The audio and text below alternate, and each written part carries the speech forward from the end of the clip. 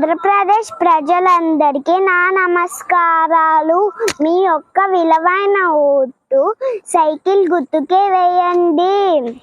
బాబు తాతగాని గెలిపించండి. బటన్ నొక్కే పథకాలని నమ్మకండి. సైకిల్ గుర్తుకే మీ ఓటు.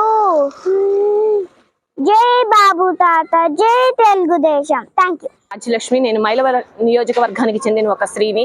అలాగే ఇక్కడ డెవలప్మెంట్ అనేది లేదు, కానీ ఇక్కడ వసంత కృష్ణ ప్రసాద్ గారిని ఎక్కువ మెజార్టీతో గెలిపించుకొని చంద్రబాబు నాయుడు గారికి కానుగ్గా ఇచ్చి ఇక్కడ మా ఈ నియోజకవర్గాన్ని బాగా అభివృద్ధి చేసుకోవాలని, అలాగే బాబు గారి షూరిటీ, భవిష్యత్ గ్యారంటీ అన్ని వర్తించాలి అందరికీ అనుకుంటే ఖచ్చితంగా చంద్రబాబు నాయుడు గారు ముఖ్యమంత్రి అవ్వాలి. అది మన అందరి చేతిలో ఉంది. కాబట్టి మనందరం టీడీపీకి ఓటేసి బాబు గారిని ముఖ్యమంత్రిగా, మన నియోజకవర్గాన్ని అత్యధిక మెజార్టీతో గెలిపించి వసంత కృష్ణ ప్రసాద్ గారిని మన ఎమ్మెల్యేగా గెలిపించుకుందాం.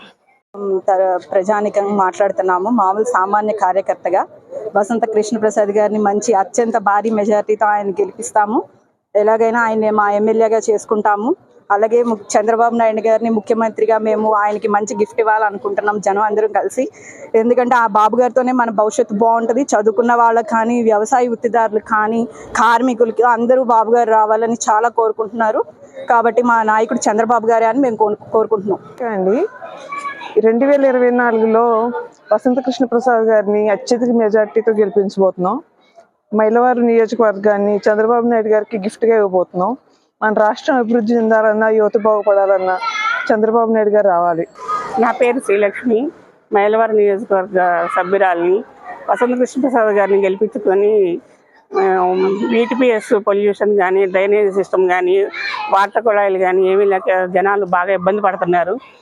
వసంత కృష్ణప్రసాద్ గారిని అత్యధిక మెజారిటీతో గెలిపించుకొని మా సమస్యలన్నీ తీరుస్తారని నమ్మకంతో ఆయన్ని గెలిపించి బాబు గారికి కానుక ఇవ్వాలనుకుంటున్నాము. జగన్ని తరిమి కొట్టాలని ఆయన చేసిన దుశ్చర్యలకు కార్యకర్తలు ఎన్నో ఇబ్బందులు పడ్డారు.